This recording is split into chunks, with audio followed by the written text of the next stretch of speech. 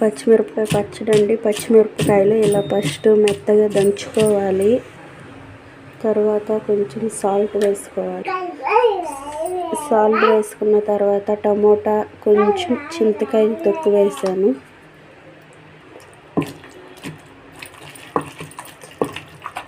ఇలా దంచుకోవాలి మెత్తగా. చింతపండు అయినా వేసుకోవచ్చు, కానీ చింతకాయ తొక్కు చాలా బాగుంటుంది. వెల్లుల్లి వేసుకోవాలండి.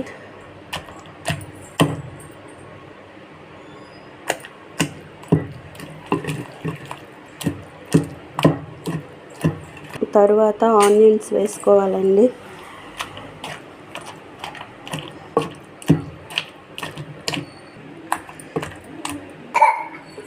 అయిపోయిందండి పచ్చిమిరపకాయ.